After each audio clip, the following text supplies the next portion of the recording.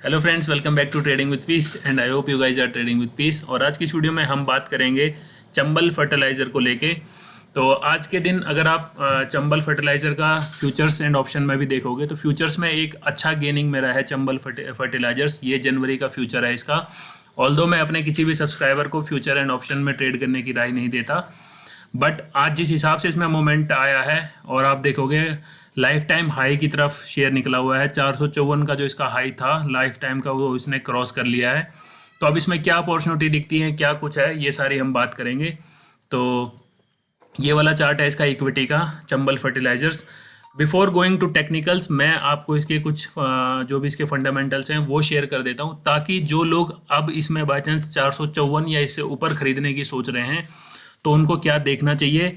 और जिन्होंने निचले लेवल पे ख़रीदा हुआ है, लगभग जिन्होंने 300-200 के करीब ख़रीदा हुआ है, क्योंकि स्टॉक ने अभी ही रैली पकड़ी है। 2021 मई तक ये शेयर कहीं 214 पे घूमता था और मैंने भी इस वाले स्टॉक में कई बार ट्रेड किया हुआ है 258-259 के करीब, और उसके बाद मैंने अपना निकाल लिया था इसमें से पैसा। बट जिस हिसाब से अभी इसने मोमेंटम दिया है तो उसके लिए हम सबसे पहले हमें कंपनी का फंडामेंटल देखना चाहिए if you want to hold the stock for long term.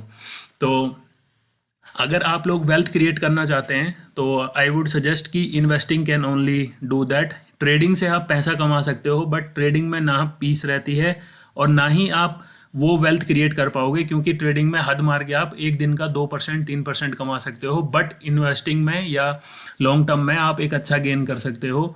मैंने आपको दिखाया भी था एक बार, मैंने अपना मिर्जा इंटरनेशनल जो शेयर मैंने ले रखा था उसमें ऑलमोस्ट मेरे पास 150% तक का रिटर्न आ चुका है विद इन 2 और 3 मंथ्स। तो वो इंटरडे में हम कैप्चर नहीं कर सकते, और ये सब होल्ड करने के लिए हमें चाहिए कंपनी का फंडामेंटल और उसके बिजनेस का पता कि कंपनी क्या कर रही है। तो अब हम बात करेंगे चंबल फर्टिलाइजर्स के फंडामेंटल्स को लेके।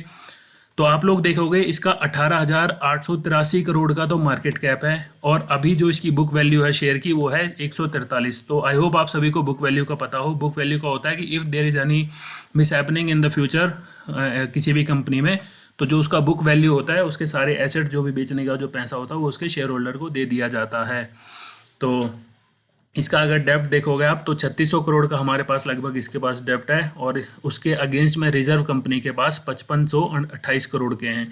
तो ऑलमोस्ट वीकेंड से कंपनी एक डेप्ट फ्री है, क्योंकि अपने रिजर्व में से कभी भी कंपनी डेप्ट निकाल देती है। तो डेप्ट का मतलब ये नहीं होता कि कंपनी पे अगर थोड़ा भी आपको डेप्ट दिख रहा है तो कंपनी डेप्ट में है, बल्कि उसके रिजर्व देखने होते हैं कि how much the company is having reserve against the डेप्ट दे हैव। और फिर आती है कंपनी की बात, आती है डिविडेंड की। तो आप देखोगे 400 रुपये का स्टॉक अपने शेयर होल्डर को 1.63% का डिविडेंड भी देता है। अगर आप इसका ROC ही देखोगे, रिटर्न ऑन कैपिटल एम्प्लॉयड, तो 20% का रिटर्न हमें देखने को मिलता है।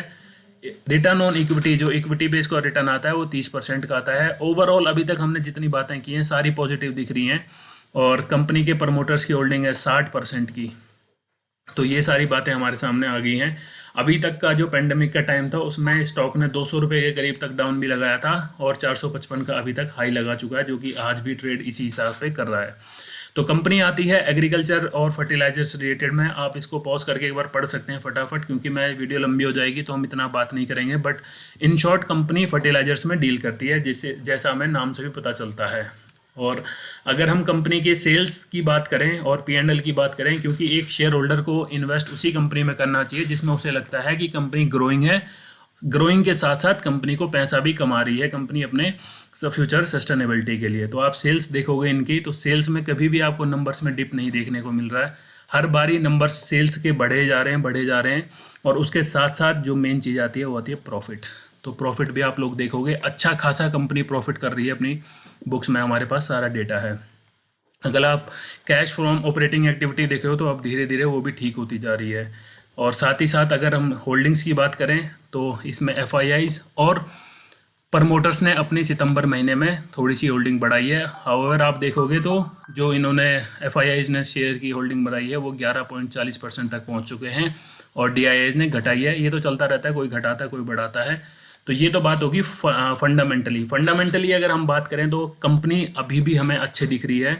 करंट प्राइस को नहीं देख रहे हम शेयर की, हम करंट अगर कंपनी का फंडामेंटल देखें तो इट इज़ शोइंग पॉजिटिव। और जिस हिसाब से अब प्राइस भाग रहा है तो ये प्राइस ऐसा नहीं है कि आप देखोगे कि लगातार भागा है। मतलब लगातार का कहने का मतलब मेरा होता है ये वाली ग्रोथ नहीं दिखाई है शेयर ने, तो हम हर बारी बात करते हैं कि शेयर इस हिसाब से अगर शेयर भाग रहा है तो एक हेल्दी ग्रोथ होती है। तो वैसा ही देखो आप, भागा है शेयर, कंसोलिडेशन किया है, भागा है, फिर कंसोलिडेशन किया, फिर भागा है, फिर कंसोलिडेशन किया है।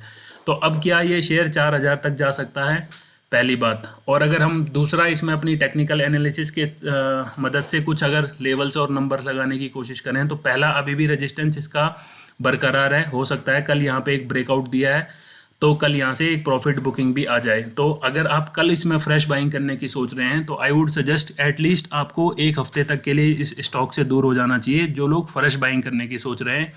क्योंकि रैली में हमेशा बुल रन जो भी होता है, तो अगर उसमें बुल रन की हम बात करते हैं तो बुल रन में अगर जो छोटे हम जैसे प्लेयर घुसते हैं तो वो पिट जाते हैं। तो आपने देखा भी होगा जब सांडू की रन हो रहा हो तो वहाँ दबने के ज़्यादा चांस होते हैं। तो सेम वैसे ही स्टॉक मार्केट में होता है, अगर भागता हुआ शेयर आप पकड़ने की कोशिश करो तो नहीं पकड़, ना ही वो हाथ में आता और ना ही वो पकड़ा जाता है, हम फंस जाते हैं।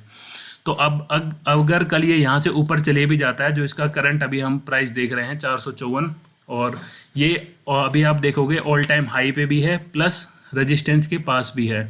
और साथ ही साथ अगर हम इसमें एक जो रेजिस्टेंस के साथ साथ इसमें एक और ट्रेंड लाइन की भी अगर बात करें तो वन डे के हिसाब से जो इसने ट्रेंड लाइन का ब्रेकआउट दिया है वो तो ऑलरेडी दे चुका है, जो हम अभी तक इस ट्रेंड लाइन के अगेंस्ट चल रहे थे, बट प्राइस अभी ज़्यादा ऊपर गया नहीं है।